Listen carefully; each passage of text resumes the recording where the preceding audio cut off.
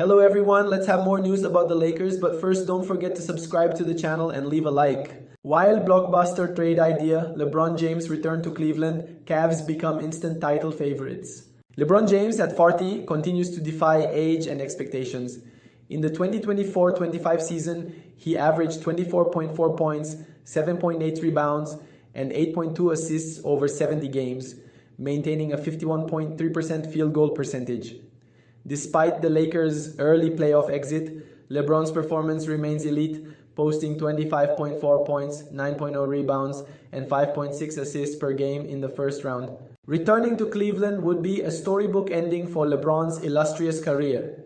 Rejoining the Cavaliers, the team that drafted him in 2003, offers a chance to mentor emerging stars and solidify his legacy. Including Jared Vanderbilt and Bronny James, in the trade adds depth and future potential to the Cavaliers roster.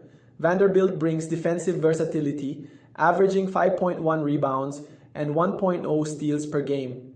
Bronny, though early in his career, has shown promise and could develop under his father's guidance, making this the perfect fairy tale ending for one of the greatest players of all time. Cleveland Cavaliers form the best team in the NBA. Acquiring LeBron James, Jared Vanderbilt, and Bronny James positions the Cavaliers as formidable contenders, something Cavs fans want. LeBron's leadership and experience complement the talents of Donovan Mitchell, Darius Garland, and Evan Mobley, creating the best team in the NBA. This lineup could push the Cavs over the top in the East with more talent than the Knicks, Celtics, or Pacers. Not to be ignored, Vanderbilt's defensive prowess adds a crucial element to what the Cavs aim to do. His ability to guard multiple positions and contribute on the boards makes him a fresh face for a roster that has lacked that in the second round of the playoffs. Bronny's inclusion not only brings potential but also boosts the team's marketability and fan engagement. With this trade completed, the Cavs have a stacked lineup that could go all the way to winning a second championship in franchise history. Los Angeles Lakers get young and athletic around Luka. Trading LeBron James allows the Lakers to reorient their roster around Luka Doncic. Acquiring Jarrett Allen and DeAndre Hunter infuses the team with youth, athleticism, and defensive strength. The Lakers needed a big man desperately, and Allen is the perfect lob partner for the superstar Slovenian. Allen, who averaged 13.5 points and 9.7 rebounds with a league-leading 70.6% field goal percentage, provides a reliable inside option. Meanwhile, Hunter contributes 17.0 points per game and offers versatility on both ends of the court, and is easily a starting caliber wing who can start alongside Doncic and Austin Reeves. Hunter is also only 27 years old, and that fits in the Lakers' timeline as well. This trade aligns with the Lakers' long-term vision of building a competitive team around Doncic and moving on from the aging LeBron James. By focusing on younger talent and future assets, the Lakers position themselves for sustained success in the evolving NBA landscape that could get a lot more interesting moving forward. Now let's go to another video. Don't forget to leave a like. Lakers, obviously win the trade. That's the only way that Mavs fans will be okay with it. And obviously, if you're a Lakers fan, that's not really what you want to see.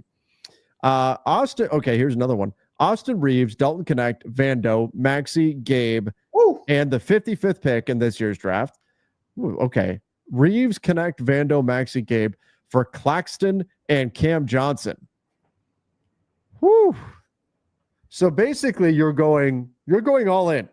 You're aside from your 2031 pick, this is all of your big expirings, with the exception of Rui. Reeves, Dalton Connect, this is all your assets, and you're getting Nick Claxton and Cam Johnson. How you feel about that? I don't love it. I think it's a little too rich for my blood. Yeah, I like Cam Johnson, but again, is he? It depends on how high do you view Cam Johnson. That's what this trade tells me. And I like Cam Johnson, but I don't think I like him that much. Yeah, I don't think I for a team where their biggest weakness was just a lack of depth. I don't know if you're trading all this because, I think Dalton Connect next season, again, players are not static. They grow, they improve. I think Dalton Connect could very well be a solid rotation player for the Lakers next season. It will Maxi Kleber be? I don't know. Gabe Vincent is a rotation guy. Jared Vanderbilt, if he can work on his offensive game. We'll see. And Austin. So that's a lot of guys who we either know are rotation players or could be rotation players for two guys. And I'm not even 100%. I like Nick Claxton. I like his potential fit with Luka. But there's also the fact that he's 215 pounds.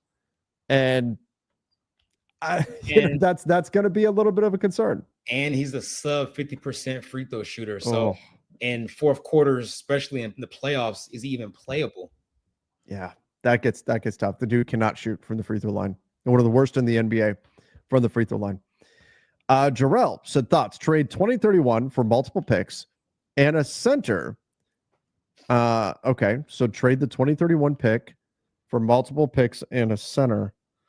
So Dalton Connect and 2031 to OKC. Oh, for big Jalen Williams, a 2025 first via the Clippers and a 2027 first, then package the other picks at the trade deadline. So this is kind of what the Suns did. They took a future first, unprotected, and turned it into 3 most likely less valuable first round picks. So you're talking about taking an unprotected 2031 Lakers pick and turning it into essentially 2 late firsts plus a center in the big Jalen Williams in exchange for plus Dalton Connect going out. And we know that the Thunder need to consolidate picks. They have more picks than they can even use. Do you buy, though, that Jalen Williams is good enough to be the big Jalen Williams is good enough to be like a starting caliber center, or are you then just putting yourself in a position where you've got to go find somebody else? I'm not convinced. I'm really not. Too small of a sample size. He plays on what I consider the best roster in the league. So what does it look like when you're asking for him to play instead of 16 minutes a night? You got to double that essentially to 30 plus a night. What does that look like? I don't know. So that's Jalen Williams. Is he even really a center? The dude, he's 6'8". Yeah. I didn't know that you're necessarily checking that box. But then you would have, if let's say you get a 2025 and a 2027 pick, what that would do is it would reset your Stepien rule, right? You could, in theory, flip the 2025 pick again. Your 2026 pick would become trade eligible. Your 2028 pick would not become trade because your 2029 is already gone. But you would open up some other picks that you could now put into trades by doing something like this as well. So it's an interesting option. It would also be something that would require some outside the box thinking, kind of like what we saw with Phoenix, turning a future pick into other picks in order to free up draft capital that you could then trade. Because that's the biggest. It's not that the Lakers don't have picks. It's that the Lakers don't have tradable picks. They have the 2031 that's tradable. But they have the 2026 pick. They have the 2028 pick. They just can't trade them because of the Stepien rule. They also have the 2030 pick. Just can't trade it again because that's Stepien rule. Yeah. So, which, by the way, for anybody who's checking in right now and all of that, and you're not familiar with the Stepien rule, what it says is that you cannot trade consecutive future picks. And it goes back to a story about a guy named Ted Stepien who owned the Cleveland Cavaliers back in the day and is the reason why the Lakers got James Worthy, actually. But it's a longer story. I won't get into the whole thing, but the rule exists to try to prevent teams from trading away all of their future draft capital. And so it's a challenge for teams. And that's where you get teams trading pick swaps and stuff instead of full picks. All right, let's go here. Federico said, hi, Trev. Rob can't take 4 years to build the new team. He needs to show and prove why he's the GM. That said, what do you think about trading for Jared Allen? We talked already, Mark, about the Luka timeline. Does that give Rob a little bit more patience because Luka's 26 years old? Or should the urgency still be there to go add pieces right now, knowing that, maybe you're not building around LeBron anymore, but LeBron is 40 and you'd like to give him a chance to win? Unless the right deal comes about, I don't think he is too stressed. And fans may not like this. Sure. I don't think he has to be too stressed about going all in right now. But with that being said, I still think you can get fillers, like you were mentioning, stopgap guys. And I think your core pieces are still good enough to where you could still win a championship without making a mega move right now, because LeBron is still a top 15 player in the world. Luka's Amazing. still a top 5 player. Austin Reeves is what, top 30-ish, somewhere in there. So it's not that like you're punting on the season. I mean, we saw the Warriors. I think a great example is when they won their championship 2 or 3 years ago. That wasn't a stacked roster by any stretch of imagination, but it was good pieces that was put together well, that worked right. I mean, their second best player that year was Andrew Wiggins. It wasn't even Klay Thompson that year, but they still had the pedigree of having Steph, Dre, Klay, guys that have been there before. Mm-hmm. So I think you can still kind of mock that in a sense. It's just about having the right pieces, though. Like, you can't miss on these stopgap guys because you don't have a big room for error. So that's the thing. Yeah, that's a good point. We need to talk about that in just a second here. As far as he can't take 4 years, yeah, he can't take 4 years. And I think there needs to be, if they don't find the pieces this summer, there needs to be like a put in place plan that can be executed because they have to bring something to Luka. I think if the options are there this summer, they will make those moves. If they're not there, I think they can be a little patient, but not wait like 4 years, because you need Luka to sign that contract extension on August 2nd. They can't tell Luka, hey, sometime in the next few years, we'll get the pieces you need. No. That's not going to fly. That's not going to fly. I think they do everything they can to land the pieces this summer. They have the luxury to be a little bit patient and add some stopgap guys, but like 4 years down the road, no, they must have a much more near-term plan than that. I think that is absolutely for sure. What do we think about trading for Jared Allen? Sure, if he's available, and I don't think he will be, but if he is available, absolutely, he should be on the list of players that the Lakers will target. And maybe he's a guy who's, and he had a rough playoffs, but maybe he's a guy who would be good enough to give up Austin Reeves to go get. I do think that the Jared Allen should absolutely be on the list, and I agree that 4 years is too long. I just think they can be a little patient, if not, they don't have to go sacrifice everything right now if the deal is simply not there. Yeah, I couldn't agree more. From as far as though the margin for error, this is something that I think this is big for all West teams, right? So you look at the Western Conference, the Phoenix Suns, right, did not make the postseason, didn't even make the play-in the West. Were they a good team? No, they were not a good team. They had a miserable season. But they have playoff talent. New Orleans, let's say they get healthy. Are they a good team? Are they a championship contender? No. Are they good enough to make the playoffs? Yeah, they'd be good enough to make the playoffs. Like if you told me New Orleans is going to be healthy, especially if they were in the East, it's an easy playoff team. They're a playoff team in the East. But they're good enough to at least push in the West and make some noise. I think we could be very well looking at a scenario next season, especially with San Antonio getting the number 2 pick. Houston is already rumored to be looking at trading that number 10 pick. I think we're looking at the deepest Western Conference we have ever seen, the deepest conference we've ever seen in the NBA next season in the West. Cooper Flag already went. That was already a big loss for a big mark in the loss column for the Western Conference when Cooper Flag went to the Dallas Mavericks. And then another big one for the Western Conference when San Antonio got the number 2 pick. Maybe they helped turn that into Giannis. The West is going to be so deep, so competitive. I think next year we see multiple playoff caliber teams not even make the play-in the West next season. I think there's 2 teams that are clearly not playoff teams in the West. That is Portland and Utah, and that's it. So what all of that means is that for every team in the West, the margin for error is 0, particularly for a Lakers team that doesn't have a lot of assets to move to begin with. And some of this has to do with the decisions they've made in the past, the mistakes that they've made in the past.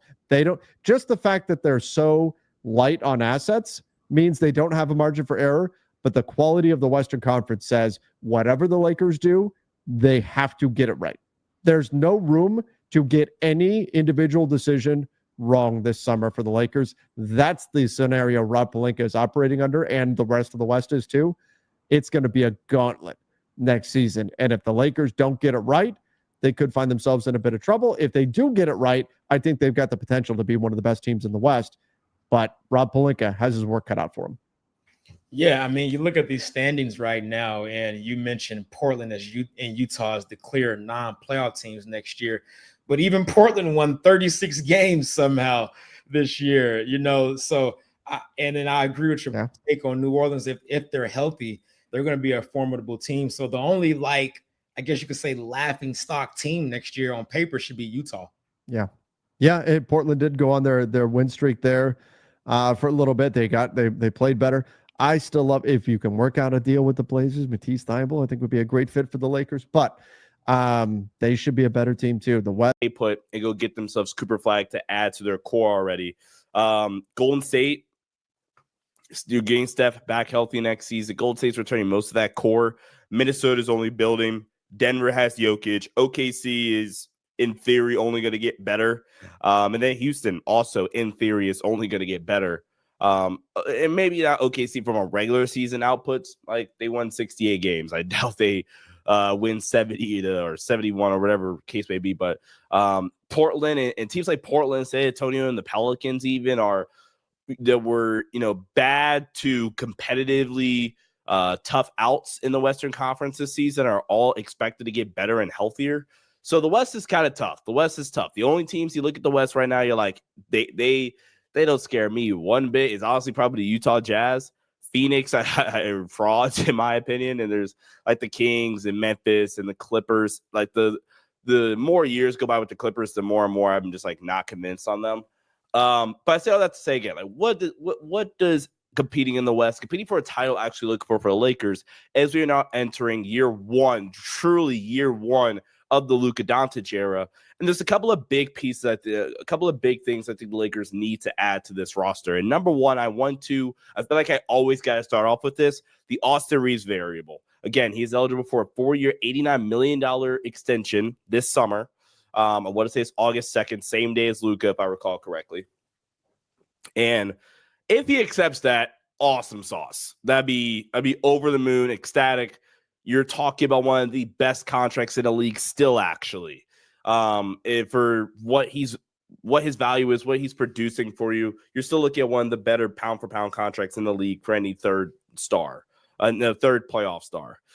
But I do think that the Lakers are probably not going to go that route. I think they're going to let Austin, they're not going to tell him no, don't take the deal. They're going to offer it to him. But I still think the most likely outcome is Austin declines it and they work out a much bigger extension next summer, just based off the wording. We've already heard how the Lakers view Austin Reeves as an all-star caliber player, and they want an all-star caliber piece in return for Austin Reeves. So if that's the case, you got to pay Austin Reeves all-star caliber money, which is in the $30+ million range. Look at Emmanuel Quickly. You look at even Darius Garland. I hate that that's the next name that came to our mind, but he was.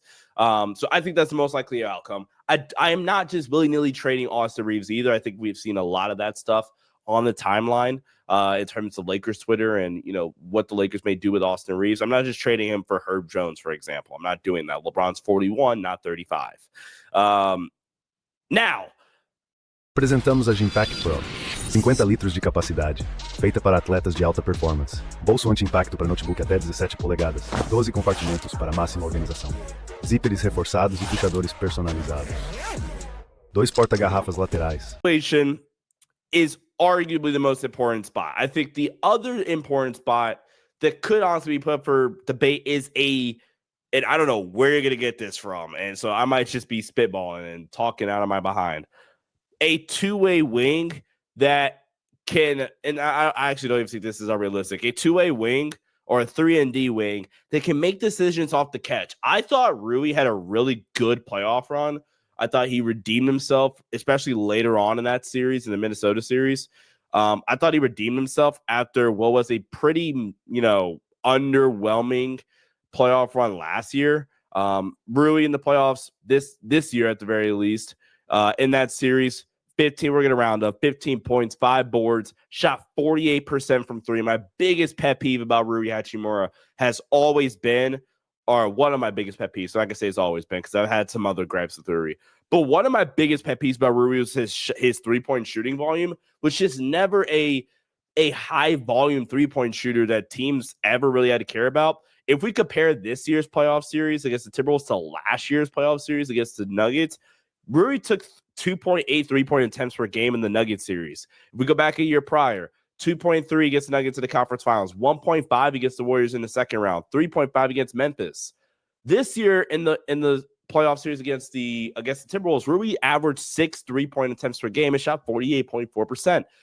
The higher volume just leaves a much larger room for growth in, high impact shooting production, and even if you aren't shooting the ball well, you're getting up 6-7 threes a game. The only game in that series for Rui where he took less than 4 threes a game would have been game 2. So you're getting up 4, 5, 6, 7. He took 10 threes in game 4. You get that high of a volume up from 3. Teams are eventually going to have to close out to you a little bit higher than they would have when you're averaging 2 3-point attempts per game. We're going to live with you taking those 2 threes. And if you make both of them, kudos. Like, we don't care. But I think the Lakers need another 3-and-D wing that can legitimately attack closeouts and make that secondary play. You look at Aaron Nesmith, and it sucks. I want Aaron Nesmith so bad at the deadline. And it probably really wasn't even realistic. But what makes Aaron Nesmith, more specifically, what makes the Pacers function so well around that, around Tyrese Halliburton, even if you go back to the Dallas Mavericks team from last year a little bit with Luka that made the Western Conference Finals run, both of those teams, specifically the Pacers, though, have guys that can consistently make plays off the catch and always hit that next read and make the next pass. And the Lakers just need more of those guys on the roster that are also not defensive liabilities, that also can hit the 3 ball. And in the perfect world, have some ounce of athleticism, which is, by the way, going to the big spot really quickly. I am so cool on Brook Lopez. He just gets played off the floor. And you're just going to go back to the small ball 5 thing for 48 minutes that we already kind of don't want. I want a little bit more sustainability from my starting 5, man. And Brook Lopez is cool in a vacuum, but he's older, less athletic, less mobile than he already was. He already couldn't move worth anything. So I am just not the biggest fan of getting Brook Lopez. So addressing the big spot, I think another guard defender will be great at the point of attack. I think Gabe is nice, but Gabe is just a little bit undersized for what the Lakers are going to need from their point of attack options. So that's kind of why I'm looking for. If you can kind of hit home 2 of those 3, or in free agency draft or the trade market, that would be awesome. We're, again, really quickly going back, I think 3-and-D wing that can make plays off the catch, POA guard, and a legitimate big. So if we're putting a name to each of those, I don't have the wing name off the top of my head. But like, again, I think Gafford, Claxton might be a little bit more pricey in terms of assets you have to give up. Gafford's going to be a little bit more pricey in terms of long-term money you're going to have to attach to him, because you're going to have to pay him. You already know what you're going to get from Claxton, Nicholas Claxton's extension, excuse me. I guess Cam Johnson's the guy that kind of comes to mind if we're talking about 2A or 3-and-D wing. So I don't know. You guys let me know. I think the Lakers with Luka Doncic, Austin Reeves, LeBron James, I think they can realistically make this work. They just have to hit the ground running and have to really, really address those 3 needs in particular. JJ Redick, really quickly, as a coach, is only going to get better as well. I'm not worried about. Magic Johnson pleads for former NBA MVP to join Lakers this offseason. The Los Angeles Lakers have and always will be a franchise driven by superstars, and one of the best to don the purple and gold has already started laying the groundwork to try and get another future Hall of Famer to consider joining the franchise. Lakers legend Magic Johnson is no longer part of the franchise's front office after a brief stint calling the shots alongside Rob Pelinka.